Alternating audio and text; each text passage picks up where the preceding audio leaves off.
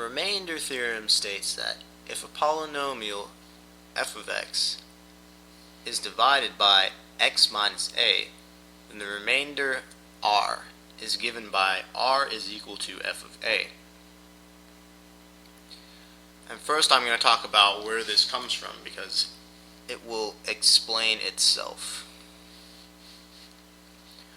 So let's say we have a function f of x and we're dividing it by another function g of x. When we do that, we get the quotient of x. And a quotient, if you aren't really familiar with all these sort of math terms, a quotient, let's say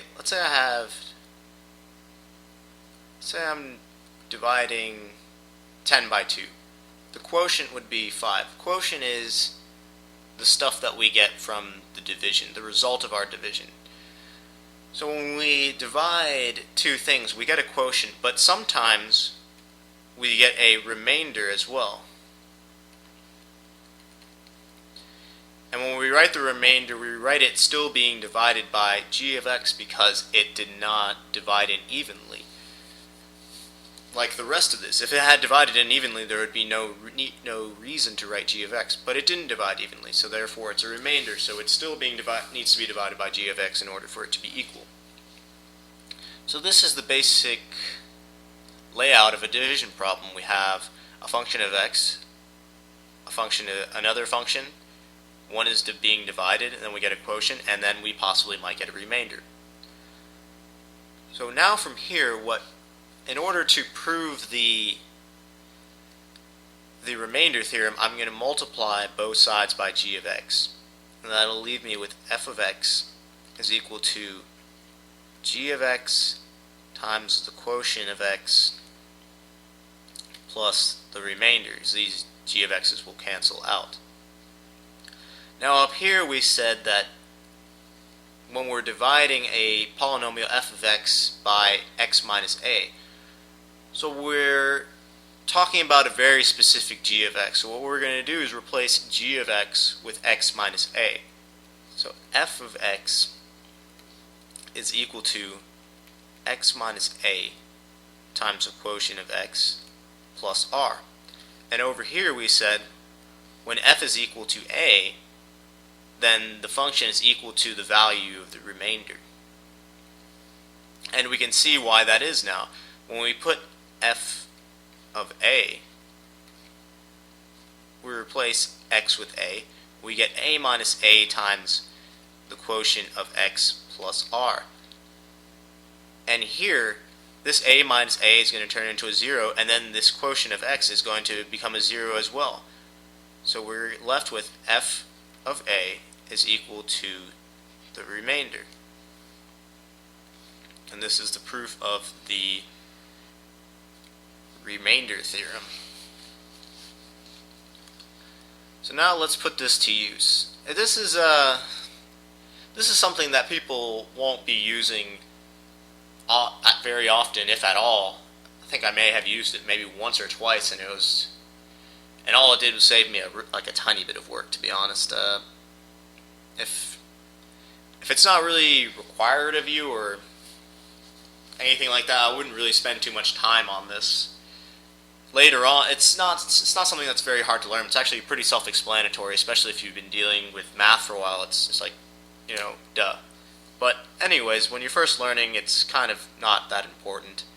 Won't be using it very much. But let's use it for those people who either want to learn it or have to learn it for some reason. Let's do a problem. Let's say I have f of x is equal to 2x to the 5th minus 4x cubed plus 5x squared minus 7x plus 2. And I'm going to divide by x minus 1. And I want to know what the remainder is.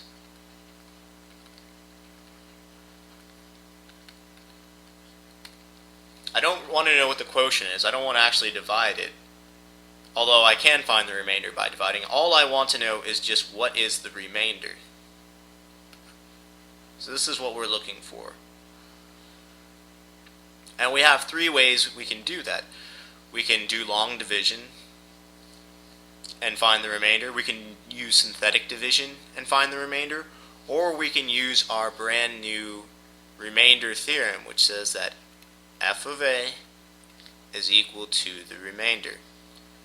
So here, our x minus a is x minus 1, so our a is equal to 1. So in order to use the remainder theorem, what I'm going to do is just replace 1 into the function. So 2 times 1 to the 5th minus 4 times 1 to the 3rd plus 5 times 1 squared minus 7 times 1 plus 2. And this is going to equal 2 times 5 to the 1st, that's 2. 4 times 1, that's minus 4. 5 times 1 squared, that's 5. Minus 7 times 1, that's minus 7. And then we have plus 2. So when we add all of these together, we have 2, so that 4 cancels, and then we're going to have a 5 and a minus 7. So this is going to be equal to minus 2. So according to the remainder theorem, we should have a minus 2 as the remainder. Now let's go ahead and check that with synthetic division. I'm not going to do long division because I don't want to take forever. So let's rewrite the equation first so I don't have to keep scrolling back up. So we have 2x to the 5th minus 4x to the 3rd plus 5x squared minus 7x plus 2, and we're dividing by x minus 1. So let's set up a synthetic division problem. Our a is equal to 1.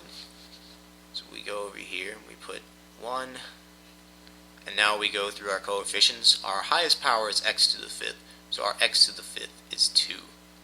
And then we jump from x to the 5th to x to the 3rd, and we pass over x to the 4th. But we must put in a 0 for x to the 4th or our synthetic division will not work. So it's key to remember that. It's a very easy mistake to make. For people of all skill levels in math, happens all the time. Minus 4 for x cubed, 5 for x squared, minus 7 for x to the 1st, and we have 2 for our constant. And we have a 1 here, so this is going to be a nice and easy synthetic division problem. Bring down our 2. 1 times 2 is 2. 0 plus 2, that's still 2. 1 times 2, that is also 2. Add these together, we have minus 2. 1 times this, that's minus 2. Add these together, 3. 1 times 3 is 3. Minus 7 plus 3, that is minus 4. Minus 4 times 1 is minus 4. And 2 plus minus 4 is minus 2. And this is our remainder, and we can see that we got the exact same value from our remainder theorem.